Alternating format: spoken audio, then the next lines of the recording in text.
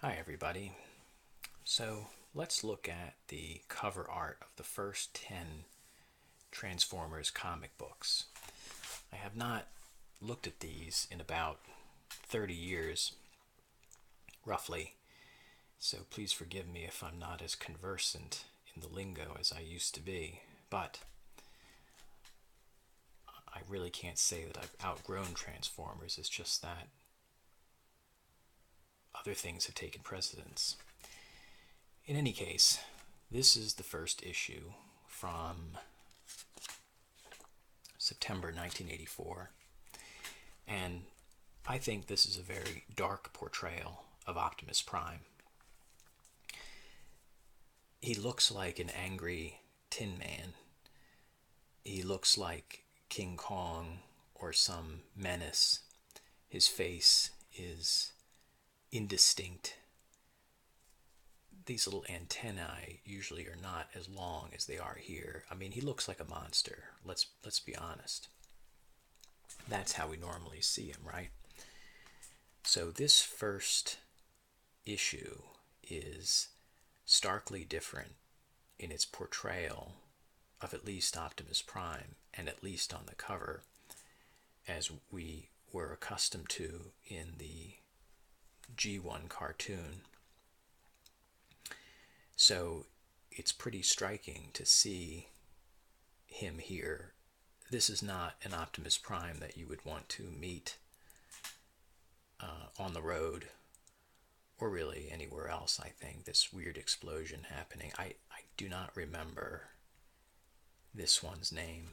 That is Laserbeak. Presumably those are the Witwikis. But this particular issue is, I have to admit, it's a bit disconcerting to see Optimus Prime looking like a Transformer version of King Kong. But striking.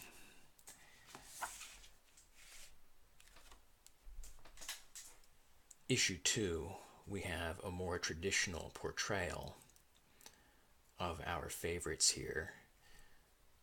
We see Optimus Prime getting naturally blasted by Megatron.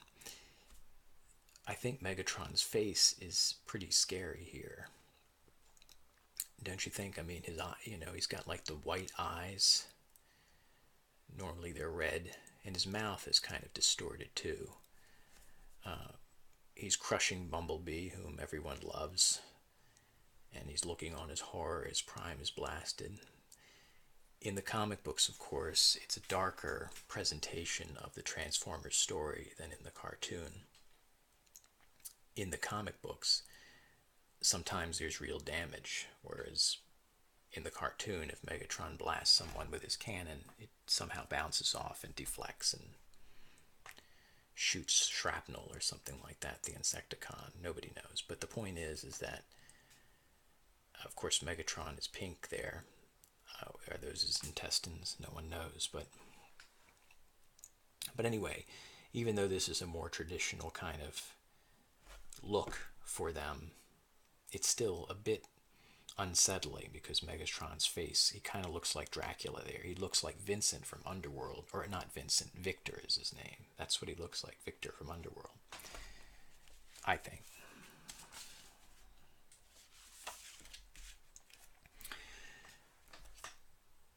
I still don't, I just don't know his name. Oh, Gears, it says right there. I never noticed that. Okay, well, that's Gears, everybody. Sometimes when you read things, it tells you stuff. Well, this is issue 3, and here we see a crossover. There is Spider-Man subduing Megatron. Megatron's face looks strange there as well, but a bit more traditional, I guess. All of a sudden, he has a trigger to his cannon, which we've never seen. My own opinion is I've never been a fan of crossovers because I don't like the inconsistencies or the questions which they introduce. Namely, in this case, can Spider-Man really defeat Megatron? I know, it's a pointless debate, but when I return to my 10-year-old self looking at these, that's what I thought. I was offended that Spider-Man could somehow wrap up Megatron. I still disagree with it. People can respectfully suggest otherwise, but my point is that crossovers have never appealed to me because either Megatron or the Transformers are going to come out weaker, or Spider-Man's going to come out weaker. You know, why get into that? Why not just stick with a compact or self-contained story? Marvel, however, did not contact me regarding this, soliciting my suggestion. Okay. Well, in issue 4, we're already at the Autobots' last stand. Subsequent issues would suggest that that title is premature. But here we have, looks like Soundwave, I'll venture, Laserbeak, I'd say Thundercracker, Ravage, Megatron. Here we see Optimus looking like a ninja, I'd have to say. This is Mirage, and that, I do not remember his name. I know he's a Datsun 280Z, and Prowl, who was the cop car, was a Datsun 280Z, but you know, I never had that particular toy, and so I just don't remember what his name was. But this is Huffer. That will bother me, but I'm sure someone can contribute his name. But in any event, that's Huffer. And in this depiction, maybe some of you will agree, but Huffer looks like Apocalypse from the recent X-Men movie, right? I mean, purple round head, it's Apocalypse. Maybe they'll do a crossover. But this is the kind of action which is more typical of comic books, or at least Transformers comic books, as opposed to the TV show. There's a lot more battling, a lot more chance of actual injury. And in that sense, they were a little more exciting, or at least perhaps realistic. All right. Well, okay. Well, this is one of the more menacing covers, I think. This is Shockwave, and I think that in connection, or I should say in comparison to the first issue showing Optimus Prime, this is the most scary depiction of a Transformer. I mean, Shockwave looks, it looks evil. He looks dangerous. He looks frightening, and I think that's partly because the colors are more subdued. Doesn't have the bright coloration that, say, this one does, right? I know that's in a glare. There we go. I mean, you can see here that it's softer colors, softer, muted coloration, I guess I would say. But anyway, it is a pretty neat cover, and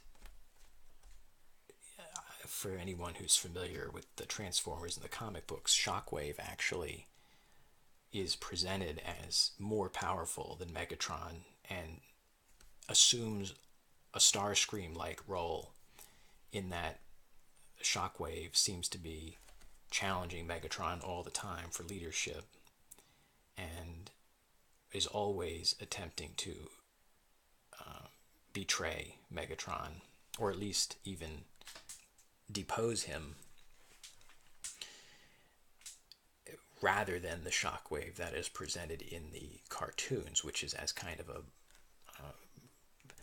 automaton, really, a robot without personality, and who lives to serve Megatron, which, geez, it really sounds like something he would say. Maybe he did say it, and unconsciously repeating it. But point is that this particular look for Shockwave is it's pretty striking and unusual. Well, here we have exactly what I was talking about, a battle between Shockwave and Megatron for leadership of the Decepticons. And we see Shockwave clearly in the superior position here. Again, you don't see this kind of destruction in the cartoons. I see Megatron has his trigger for his cannon there. It's a bit superfluous, but again, they didn't ask me. In any event, this kind of battle, not only between Megatron and Shockwave, but also the kind of destruction, not something that we see typically except in these comic books, but it is very interesting. It's also annoying, I have to admit, because why can't Megatron be the most powerful Decepticon, right? I mean, it seems like that should be the case. I think it's better that way rather than Shockwave. I don't know why I think, and why is Spider-Man down there? It doesn't matter, I guess. But the point is that these are interesting plot twists, but I'm not a fan. I want Megatron to be the leader, and I just don't think Shockwave can defeat him in battle. I mean, come on, look at that. You know what I mean? All right, I have strong opinions about things that perhaps I shouldn't. Okay, so in issue 7, we have another, I think, interesting and unusual depiction of Megatron. Look at those fists, right? I mean, that is enormous. You can see he's talking to Buster here, who's in his orange 80s suit. But Megatron has no face, and I think that when things don't have faces, I think they look much more menacing. And this is clearly the case here. I mean, he looks evil there, which I guess makes sense. But anyway, there's Ratchet, I guess going to battle Megatron, but may not survive. And in fact, as we know, Ratchet is eventually destroyed by Megatron and the Decepticons on the space shuttle, not the space shuttle, but the Autobot shuttle, which is traveling to from one of Cybertron's moons. I'm talking about the 1986 movie, by the way. The point is, though, is that we know that Ratchet is on board and does not survive the attack by the Decepticons, and that was too bad. That was very shocking for a 12-year-old to see that in 1986. That's crazy. You don't want to see your Autobot friends get destroyed, and rather brutally too. I won't go into the details, but it was not pleasant to see. So in issue 8 we have the introduction to the Dinobots, who certainly, I think it's fair to say, are fan favorites. I think they're among my favorites for sure, but we see here Grimlock, Slag, and Sludge. These were the original 3 Dinobots. There were 2 others that came after, namely Swoop, who was like a pterodactyl, and Snarl, who was a stegosaurus. Slag, of course, would be a triceratops, who is missing his front horn, because triceratops, so there's 3, right? Tri, but missing his front sort of horn. And Sludge supposedly would be like a brontosaurus, and then obviously Grimlock, a Tyrannosaurus Rex. Here are the Dinobots, who came out in September 1985, so a year after the first issue. There's Ratchet again, looking much more like the actual toy version. Well, not exactly. The toy version, of course, has no head, so I guess he looks more like the cartoon there. But yeah, the Dino now Slag kind of looks like a barrel here. But anyway, these were, you can't deny the Dinobots.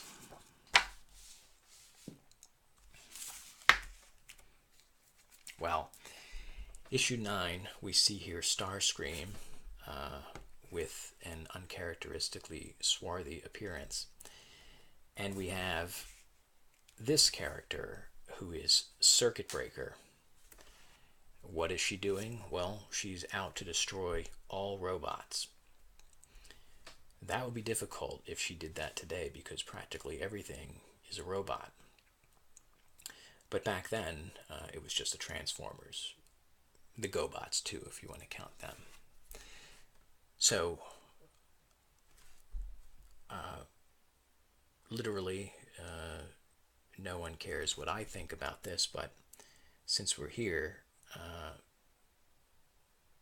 in the same way that Spider-Man, in my opinion, should not be able to defeat the Transformers, I don't think that a character or a figure whose underwear is silicone circuit pads, or I guess circuit breakers, no pun intended, that's her name here, but I just don't feel that this figure should be able to destroy all robots.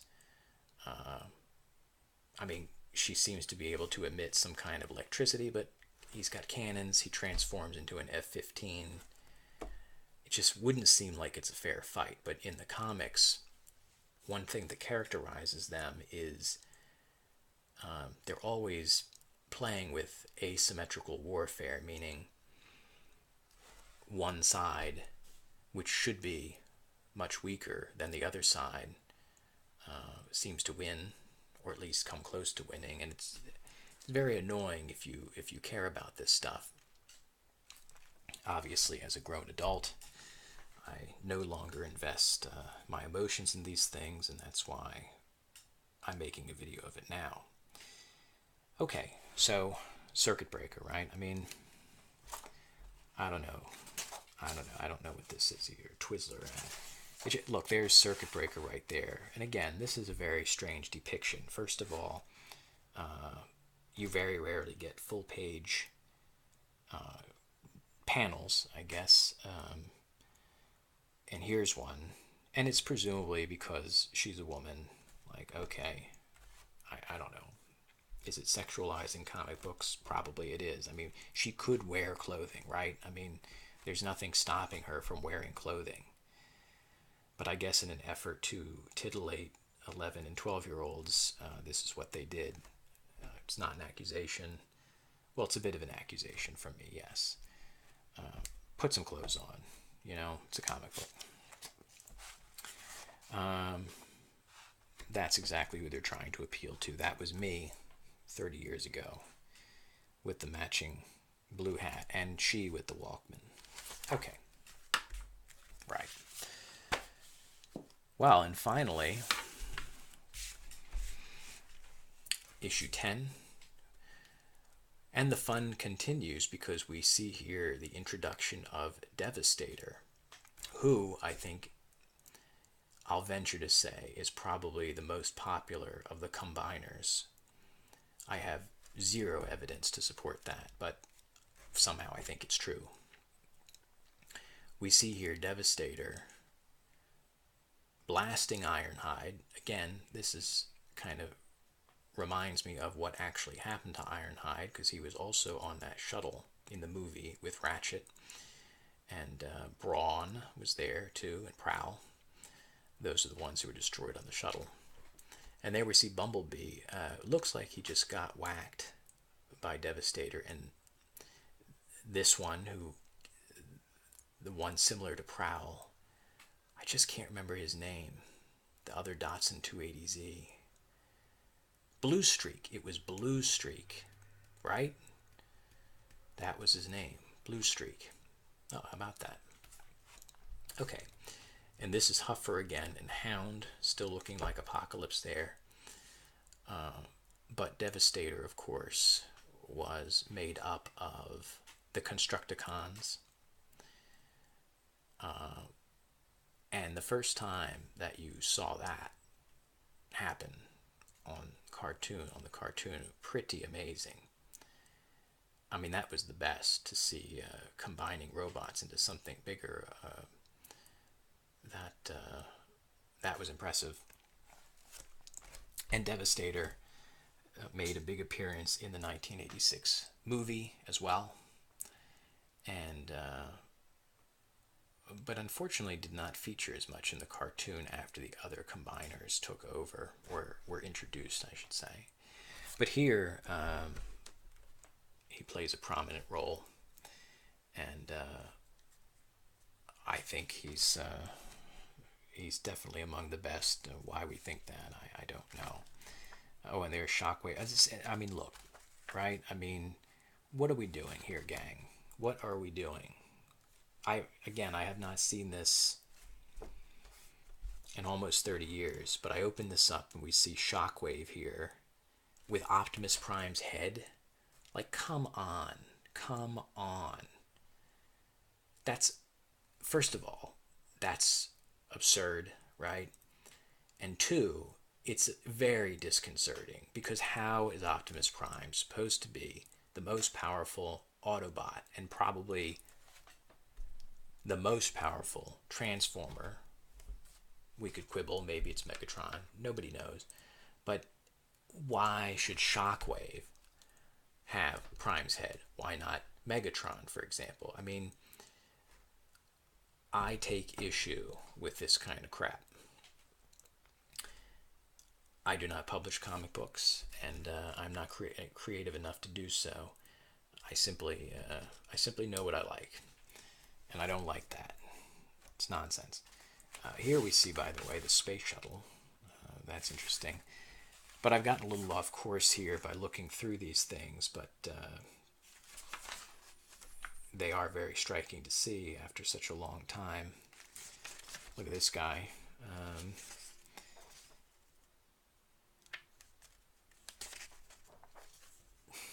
Oh, look at this, right? Like, was I the only one that looked at things like this and thought, oh gosh, what would I want? Do I want the, oh, this is a transforming watch. I already see that. I had one. Do I want this WebCore zip telephone? Or maybe the calculator chrono alarm watch? I actually had one like that as well. Truth is, I probably had a lot of this stuff, to be honest with you. I did not have the Garfield phone, but I certainly knew people who did.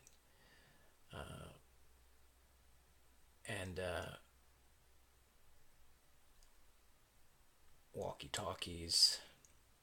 Ask for Trudy. Now look at that. Ask for Trudy. That is ridiculous. What, the 80s were a very, very strange decade. I see that now. It was less evident at the time. Oh, there's Apocalypse again, making his appearance. And there's Prime's head just floating around for some reason. I have nothing to say, Shockwave. I shall have the circuitry rechecked, but if all's in order, as I expect it shall be, then the problem must lie within you. Oh my goodness. I don't buy it. I don't buy it. Many people had phones like that as well. Oh, and there's ubiquitous Spider-Man. So, that was a tour of the first 10 issues of the Transformers comic books, with a very dubious tour guide, I have to say, about myself, but hope you enjoyed it. I certainly did. And maybe we'll do issues 10 through 20 next time. Well, thank you for watching, and see you soon.